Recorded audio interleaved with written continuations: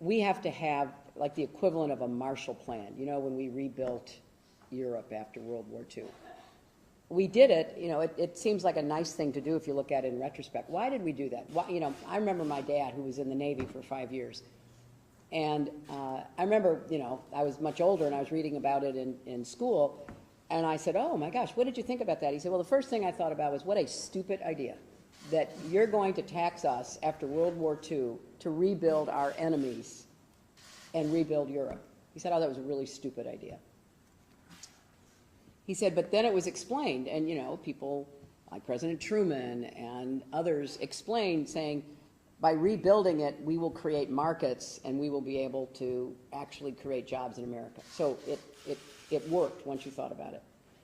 Well, I feel that we need a similar large concerted effort in Appalachia that is focused on doing three things. First, I feel strongly that, you know, people in this part of the country talk about national security. If it hadn't been for coal miners, coal production, you know, we would have had not what we needed in World War I or World War II or anything else. I mean, that was what was fueling our military industrial complex, right? It was fueling our factories. It was fueling economic growth. And a lot of people who worked in the mines paid a big price for it. You know, black lung disease. I remember my husband, when he was a young lawyer, represented a lot of black lung recipients in Arkansas because there was coal in Arkansas. And a lot of people were severely impacted by it. So you had black lung, you had death, you had injury, you had so much sacrifice from people in this region that was part of sort of moving America forward, moving us economically, militarily, every way forward. There's no doubt that there is now a different market when it comes to coal. And there's also more competition even for coal in other parts of the world, even within our country, between Appalachia coal, Powder Basin coal, and Montana, Wyoming, places like that. So we've got to look at this as a whole picture. And so I think we've got to do more to protect the health and pension benefits of coal miners. And I've been speaking out about that because a couple of these companies that have gone into bankruptcy, and they've gone into bankruptcy because they don't have buyers anymore. And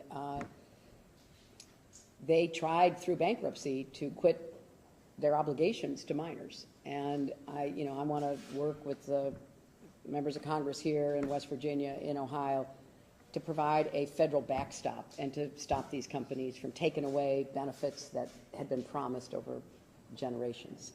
Number two, I really think we've got to do a lot more on carbon capture and sequestration, try to see how we can get coal to be a fuel that can be continued to be sold and continue to be mined. But a lot of the loss in employment has come from automation too. You know, if you look at the numbers of coal miners and you look at the new methods of stripping out coal, that's also cost jobs. So even if we do what we need to do in carbon capture and sequestration, we try to accelerate the research. There's some good research being done in West Virginia, for example. It's unlikely we're going to return to the level of employment. So then we got to figure out through what I, for want of a better word, call a Marshall Plan, what we're going to do to really support the economy and boost it up and provide good jobs, good paying jobs. So this is one of the biggest challenges we face, and that's why I rolled out what I called a coal country proposal, a $30 billion proposal that is really focused on places like Ashland, you know, places in Ohio and West Virginia that have really suffered because of the changes in the marketplace and everything else.